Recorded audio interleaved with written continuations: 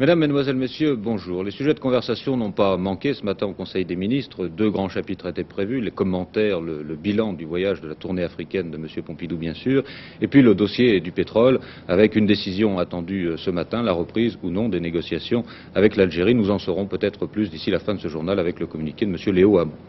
Mais l'actualité a dû fournir d'autres sujets de conversation aux membres du gouvernement. Il y a toujours donc ce dossier social avec les mouvements chez les pilotes, maintenant aussi chez les aiguilleurs du ciel, les viticulteurs et la Banque de France. Il y a aussi les mouvements et les grèves dans les lycées parisiens à la suite de l'affaire Gilles Guillot. Une soixantaine de lycées sont maintenant touchés. À l'étranger, aujourd'hui, quelques titres à retenir. Les émeutes qui se poursuivent à Reggio de Calabre. Il y a des barricades dans les rues et des coups de feu ont été échangés.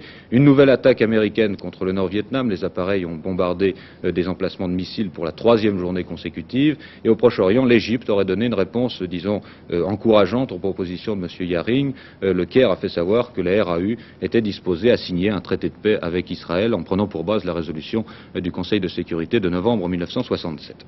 Voilà l'essentiel de l'actualité aujourd'hui. Je vous propose de commencer ce journal pourtant par un autre événement qui va marquer surtout la semaine prochaine. Il s'agit de la Semaine européenne du cœur, qui est une initiative de l'Organisation mondiale de la santé. Dès cet après-midi, d'ailleurs, une manifestation est prévue à Paris sous la présidence de M. Boulin, sous la présidence aussi de M. Fontanet, et avec la participation des plus grands cardiologues. Le thème de la réunion, le bilan de l'infarctus. Pourquoi cette campagne? Eh bien, il y a des faits qui sont tout de même très impressionnants. Ainsi, les maladies cardiovasculaires font maintenant plus de victimes que le cancer, la leucémie ou les accidents de la route. Que peut-on faire contre ces maladies? Je pense que c'est un peu le thème de cette conversation que nous allons entamer maintenant avec Rosie Morel et le professeur Froment.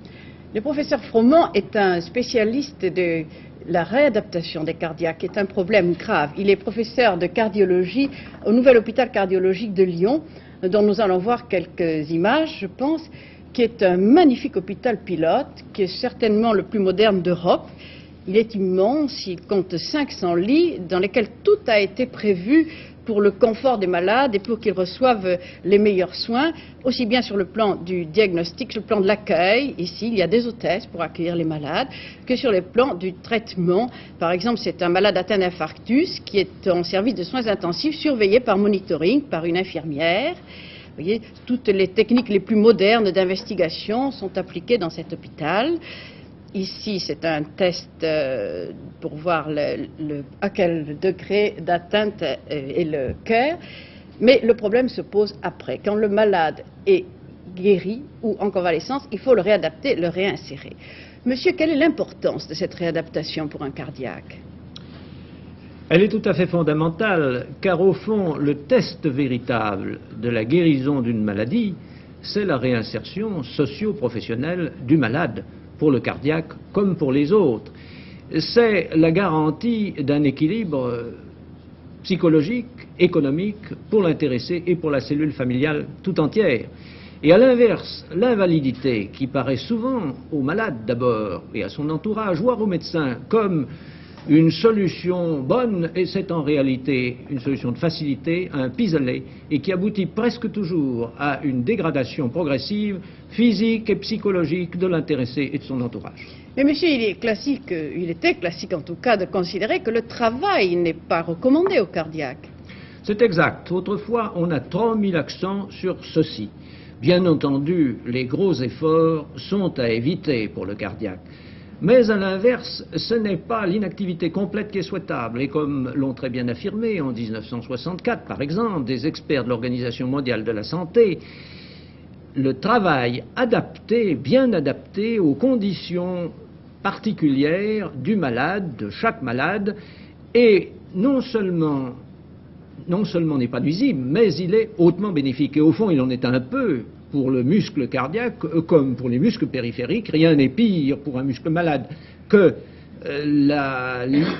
l'absence totale de travail, et rien n'est meilleur que le réentraînement progressif et la réadaptation de ce muscle aux possibilités qui sont les siennes. Mais comment se fait-il que les accidents, disons, du cœur ou les maladies du cœur soient passés en tête des causes de mortalité? Est-ce que c'est dû à la société moderne, à des efforts nouveaux? C'est dû à la meilleure connaissance de leur fréquence et, dans une certaine mesure, en effet, à l'augmentation sous l'influence des conditions de vie modernes.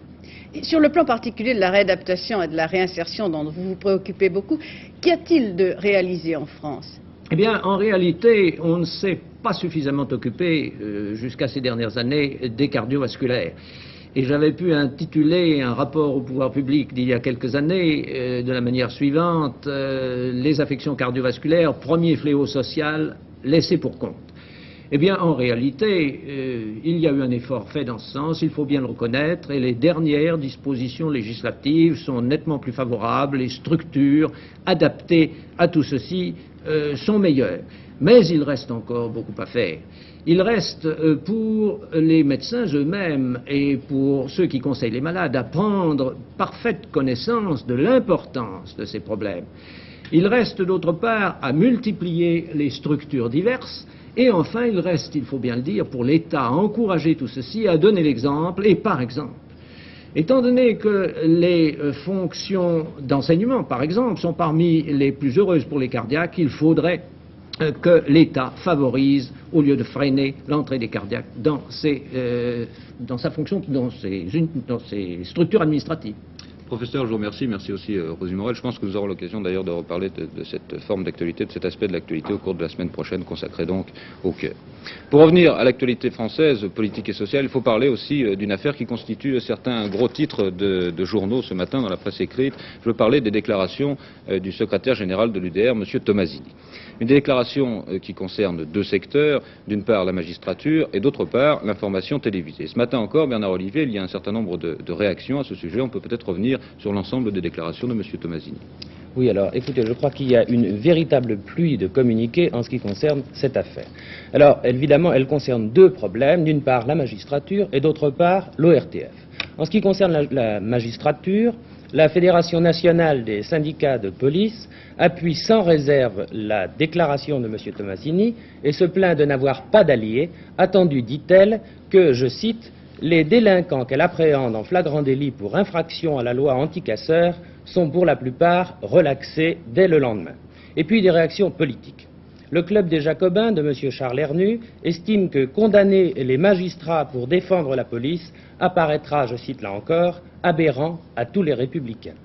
Le Front du Progrès de M. Jacques Doher, qui regroupe des gaullistes de gauche, sans citer M. Tomasini, mais faisant état de déclarations en provenance de la majorité, estime que de telles déclarations poussent à un durcissement de la répression judiciaire tout en essayant bizarrement de jeter le discrédit sur la magistrature. Quant à l'Alliance républicaine de M. Tixier-Vignancourt, elle s'élève, je cite là encore, vigoureusement contre cette attaque inadmissible et contre ce qui constitue le premier service public d'une nation civilisée. Toujours sur le plan politique, M. André Chandernagor, député socialiste de la Creuse, a posé aujourd'hui une question écrite au ministre de la Justice dans laquelle il demande au garde des Sceaux si le fait d'accuser la magistrature de lâcheté ne met en cause ni l'honorabilité de la magistrature, ni son indépendance. En ce qui concerne l'ORTF, un certain nombre de communiqués ont été publiés depuis hier soir. Les journalistes d'information première ont pour leur part publié un communiqué dans lequel ils affirment qu'ils ne se reconnaissent en rien dans le portrait que fait d'eux M. Tomasini et laissent le public juge de déterminer qui défend la liberté de l'information. Toujours à propos de l'ORTF, le club des Jacobins affirme qu'en dépit des efforts de certains journalistes, l'objectivité de la télévision est pour le moins nuancée par le souci évident qu'elle a de ne jamais déplaire au gouvernement. Enfin, le Bureau national du Parti radical, qui vient de se réunir, déclare dans son communiqué que le véritable danger pour la liberté de l'information ne vient pas aujourd'hui comme hier de l'excès d'indépendance des journalistes, mais de la mainmise du pouvoir sur l'ORTF, et le Parti radical déclare en outre que les émissions de la télévision régionale sont, je cite, une pure et simple tribune de propagande des candidats de la majorité à la veille des élections municipales.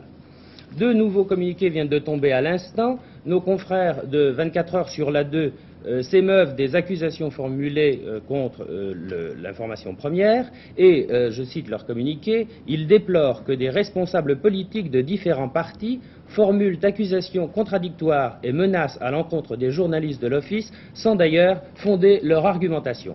Enfin, M. Edgar Faure, qui s'exprimait ce matin à Antony, a déclaré « Je ne peux être d'accord avec les paroles acerbes tenues à l'égard de l'information télévisée et notamment de celle de la première chaîne » et il conclut son communiqué « C'est un des compliments que je ferai à M. Chaban-Delmas que d'avoir tenté d'introduire la liberté de l'information dans un organisme étatique dont nous contestons la position prise hier à ce sujet. » Voilà donc l'ensemble de ce dossier, les réactions telles qu'on peut les présenter aujourd'hui. Pour rester en France, dans le domaine social, de nouveaux conflits. Les pilotes de ligne ont maintenant confirmé leur préavis de grève pour vendredi, samedi et dimanche. Et dans le même temps, les contrôleurs de la navigation aérienne ont décidé une grève du zèle à partir de demain et jusqu'à lundi prochain. Il est probable que tout cela va amener des perturbations assez sérieuses dans le trafic aérien. Pour les viticulteurs, la manifestation de demain à Béziers est maintenue également. Après l'interview du ministre de l'Agriculture, que vous avez sans doute vu hier au cours de Télévillage, le comité d'action viticole a indiqué qu'à son point de vue, le ministre n'avait pas apporté d'éléments concrets. La manifestation aura donc lieu.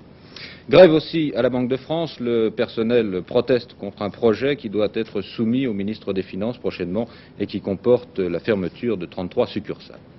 Et puis deux conflits qui ne sont toujours pas réglés. L'usine Batignolles à Nantes, où on en est pour l'instant à l'impasse, après plus de 4 semaines de grève, vous le savez. Et puis les puits de Auchel et de Bruay, dans le Pas-de-Calais, qui sont toujours fermés. Des meetings sont prévus pour aujourd'hui. L'affaire Gilles Guillot, une soixantaine de lycées sont maintenant touchés par cette affaire et par les grèves de solidarité. Il s'agit de la région parisienne surtout. On n'a signalé pourtant aucun incident pour l'instant et il est probable que le mouvement va encore prendre de l'ampleur aujourd'hui. Les représentants des élèves de 23 lycées avaient d'ailleurs décidé d'organiser une manifestation cet après-midi. Les élèves et les professeurs du lycée Chaptal ont indiqué ce matin qu'ils ne s'associaient pas à ce rassemblement qui d'ailleurs n'a pas été autorisé par la préfecture.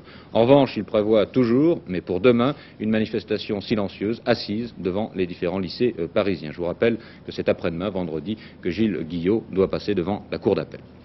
À propos de l'agitation chez les étudiants, hier soir, un peu avant 20h, un groupe de maoïstes, une quinzaine environ, ce groupe a attaqué à coups de barre de fer les installations de la succursale IBM de Toulouse. Les jeunes gens étaient effectivement au nombre de 15, il y avait des garçons et des filles, ils ont brisé les glaces de la façade, comme vous pouvez le voir sur ces images, de la façade de IBM, et détruit un ordinateur qui se trouvait à l'intérieur. Ils se sont ensuite dispersés avant l'arrivée de la police, en jetant des tracts sur la chaussée, des tracts qui dénonçaient l'escalade militaire au Laos. Vous voyez les dégâts de ce raid. Les dégâts sont en cours d'estimation d'ailleurs, ils seront sans doute de l'ordre de plusieurs dizaines de milliers de francs. Un décès aussi qui nous parvient en dernière minute, il s'agit de la mort de M. René Simon. M. Simon est mort ce matin, il avait 73 ans. René Simon n'était pas malade, et rien ne laissait prévoir cette issue. Le nom de René Simon est associé à celui du cours d'art dramatique qu'il avait fondé en 1925, alors qu'il n'avait que 27 ans et qu'il était encore pensionnaire à la Comédie Française. Le cours Simon rivalise de prestige, a rivalisé de prestige avec le Conservatoire d'art dramatique, puisque le théâtre et le cinéma y ont puisé un bon nombre de vedettes, parmi lesquelles Edwige Feuillère, Michel Morgan, Sophie Desmarais, François Perrier et Jean-Pierre Aumont par exemple.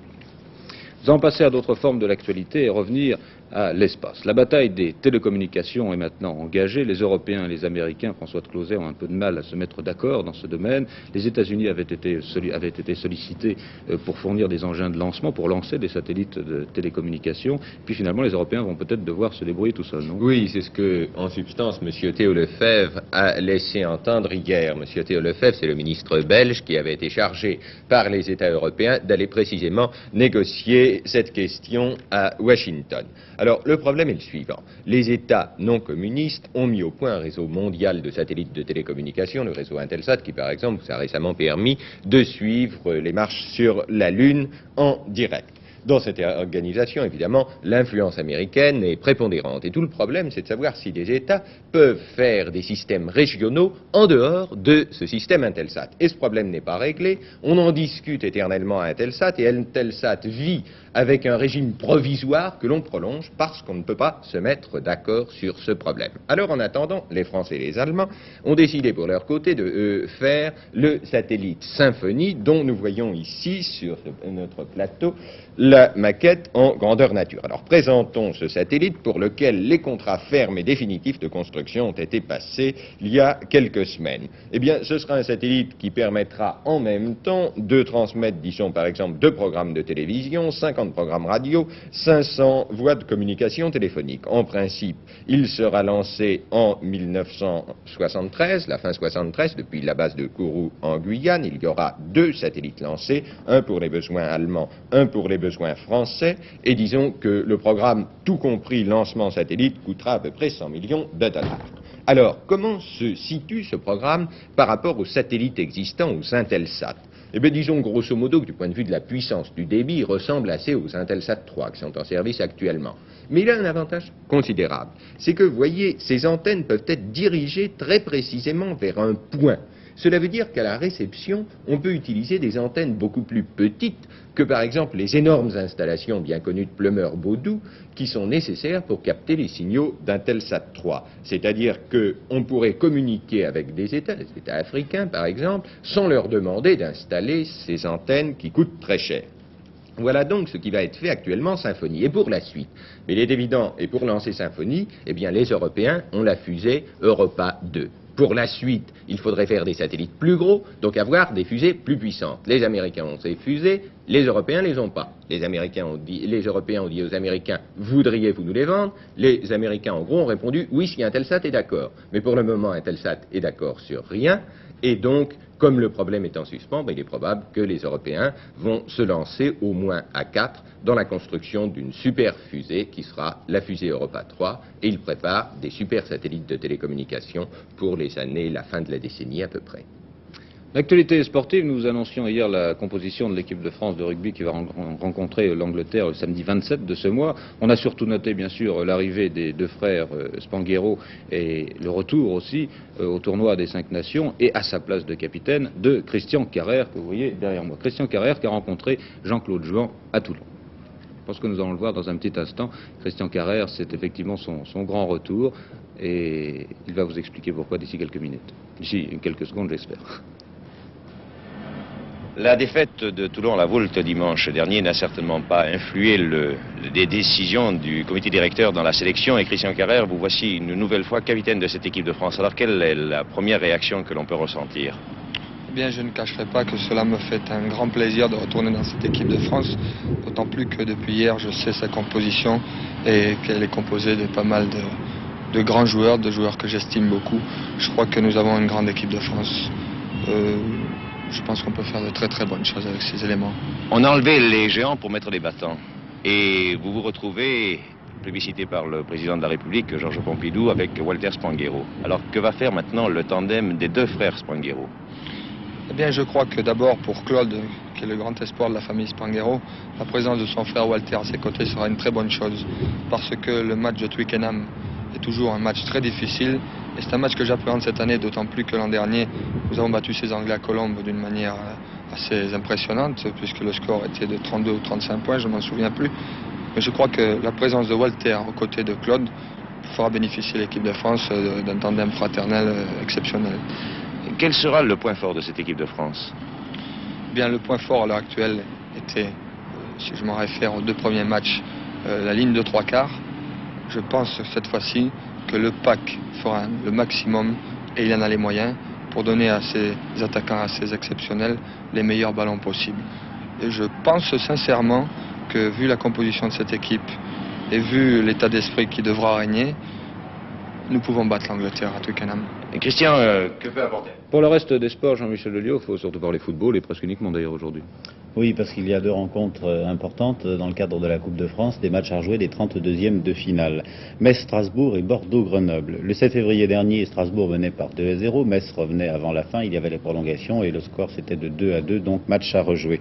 Cette rencontre aura lieu à 19h30, tant mieux plutôt pour les Parisiens, puisqu'elle se situera à Saint-Ouen, une belle rencontre en perspective. D'autre part, 1 heure plus tard à Nîmes, Bordeaux affrontera Grenoble. Match nul à l'aller de 1 but partout. Le vainqueur de Metz-Strasbourg sera opposé à Marseille. Ce sera donc une grande rencontre le 28. Et cette rencontre aura lieu à Lyon. L'autre vainqueur, c'est-à-dire celui de la rencontre Bordeaux-Grenoble, sera opposé à Aix. Et en cas de match nul ce soir? Mais en cas de match nul, il y aura 2 mi-temps, 2 prolongations d'1 quart d'heure, et à la fin des prolongations, s'il y a toujours le score nul, alors des tirs de 5 pénaltys de chaque côté, et ce sera au bénéfice des pénaltys évidemment que le vainqueur sera désigné. D'autre part, toujours en ce qui concerne le football, l'équipe de France amateur est allée, elle, en Angleterre. Elle jouera tout à l'heure, cet après-midi, au stade de Dunwich Hamlet contre l'équipe d'Angleterre. Une très bonne équipe de France amateur qui a déjà d'ailleurs fait ses preuves. Très rapidement, une bonne nouvelle avant de terminer ce tour de l'actualité. Les 4 alpinistes italiens qui étaient bloqués depuis 4 jours dans le massif du Mont Blanc ont été récupérés ce matin par hélicoptère. Vous avez rendez-vous maintenant avec Hebdo Midi, aujourd'hui les femmes. Rendez-vous avec Paul Lefebvre.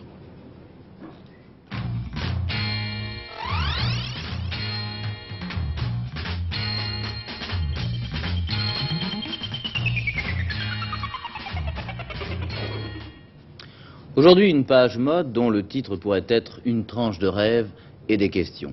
Après une première présentation à la presse, les grands couturiers ont ouvert depuis lundi les portes de leurs cabines, des couleurs, des tissus nouveaux, mais aussi des formes nouvelles dont tout le problème est de savoir si ces formes vont plaire aux femmes, si elles vont survivre et si les couturiers se sont trompés ou non. Regardez.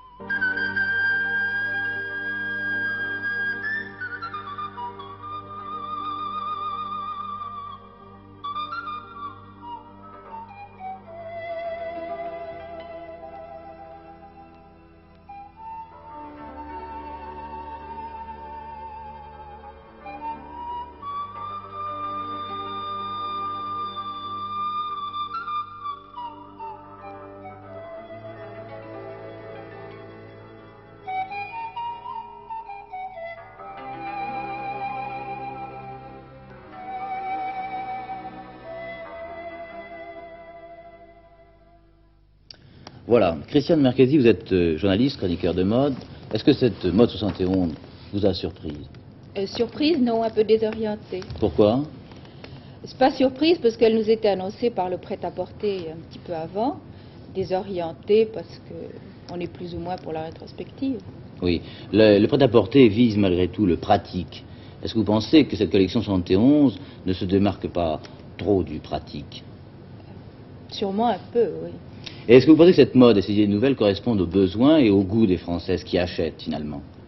C'est-à-dire qu'en général, les modèles qu'on monte sont les modèles les plus spectaculaires, les modèles à sensation, et ne sont pas fatalement ce qu'on appelle les modèles dits commerciaux qu'on voit après dans la rue. Oui.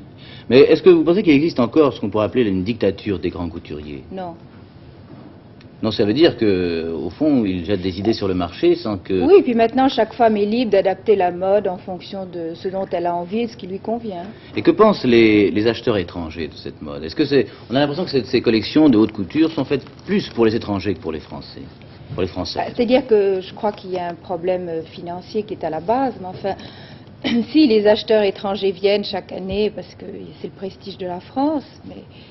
Je ne sais pas, cette année, je ne sais pas, je crois qu'ils ont été très très désorientés. Oui, vous n'avez pas l'air d'être très très optimiste en ce qui concerne ces images, ces lignes nouvelles cette année. Si, il y a des choses qui sont très jolies, il y en a d'autres qui le sont moins, mais enfin, tout dépend du goût que l'on peut avoir.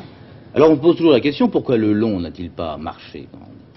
Je crois parce qu'il n'a pas plu aux hommes, en tout cas en Amérique, ça a été la raison, les hommes n'ont pas donné d'argent à leurs femmes pour s'habiller, les journaux les plus sérieux ont pris ça en main et finalement les femmes n'ont pas acheté. Parce que les hommes maintenant sont un élément déterminant dans la mode des femmes? Je crois qu'ils s'en occupent et c'est assez sympathique. Avant, ils ne s'en rendaient pas compte et finalement ils ne veulent pas ou que leurs femmes soient ridiculisées ou qu'elles restent des vraies femmes, alors ils donnent leur avis. Est-ce qu'on tient compte de leur avis? On essaye. Oui, on essaye. Eh bien, voici cette rétrospective de cette mode 71.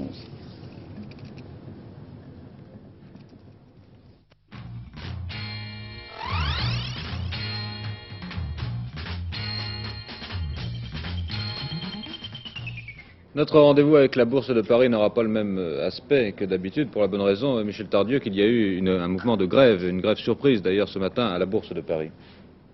Oui, c'est la grève, une grève surprise décidée au cours d'une réunion qu'avait organisée la CFDT. Il semble que les éléments les plus jeunes de ce syndicat ont un peu poussé leurs représentants à durcir leur position. Et il faut dire que la CFDT ne participait plus aux discussions entre la Chambre syndicale et les syndicats depuis une quinzaine de jours. Les dernières demandes, vous voyez les boursiers en train de manifester, les commis en train de manifester à l'intérieur de la bourse, tandis que les agents de change essayent, eux, de coter quelques rentes.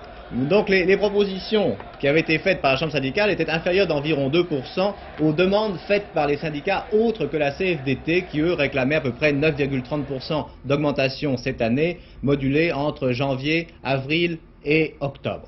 Et puis ce matin, nouvelle revendication de la CFDT qui demande que le salaire du cadre le moins élevé des commis soit aligné sur le plafond de la sécurité sociale, c'est-à-dire sur 1650 francs. Or, plus de la moitié du personnel des charges est cadre, c'est donc un problème assez important pour les agents de change.